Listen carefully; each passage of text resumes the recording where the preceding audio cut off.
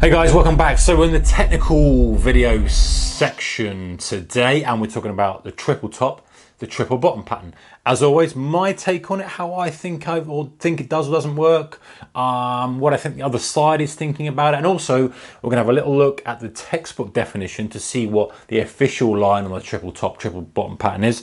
And if you've got any suggestions of how you think you can use this, whether you use it differently to the way we're talking about in the video, or whether you think it does work or doesn't work, leave a comment below. We'll read it. I'd love to see what you guys think about this pattern. Okay, so the definition, according to the textbook, is it is a technical analysis pattern to predict the reversal of a prolonged downtrend. Obviously, that's a triple bottom, but we'll flip it for a triple top. The pattern is identified when the price of an asset creates three troughs at nearly the same price level.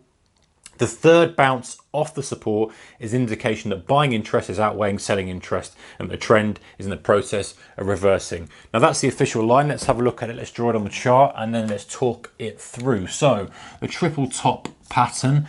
Shall I use a pen? I'll use this pen. Okay, so we have number one, the drive up. We have a test again, number two. So far we've got a double top pattern and then we get a third test that fails. And the triple bottom, same thing, low, retest low, break up higher. Okay, so what does it mean? It basically is saying the same kind of thing as the double bottom, the double top pattern. We have a first initial high put in. First initial high, second initial high, third high, I shouldn't say initial, but equal to the initial high. You'd have to assume that that's equal there. Same with this drawing. It's not to scale, as you can see. But hey, first initial high, what does that mean? It's basically the price is pushing up, tries to push higher.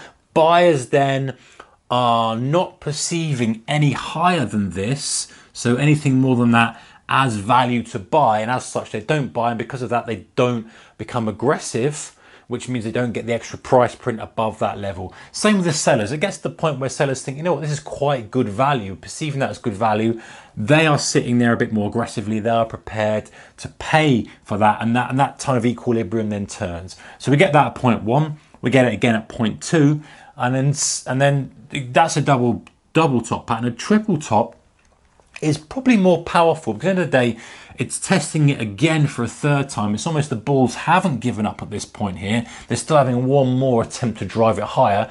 It hits that peak, then rolls over. So how do you trade it? Well, in my eyes, there's a couple of ways of trading it. Now, according to the textbook way, there's only one way, and the way they say is that you sell a breakdown as we go through the prior support level of the trough, if you like. So the initial push up, the pull back, push up, pull back, that support level there, you sell it short or sell your stock or whatever, sell your long as it breaks through there. Now for me, it makes a lot of sense, and obviously the logic behind that is sensible.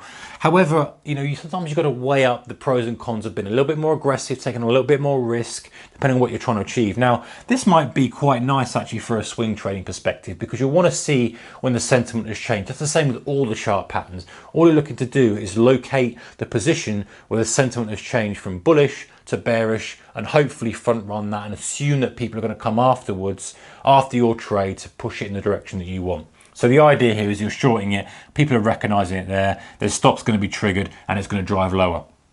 However, I think that you can probably look to start selling it if it fails there. Now, of course, there's a bit more risk to that because you could kind of have this sort of pattern that blasts through the highs. I appreciate that, but at this point you can quantify your risk. It's already shown, it's proven that level as being pretty decent. And at the end of the day, guys, trading is all about expressing a view, but being able to cap the risk as much as possible. That's the number one game of it.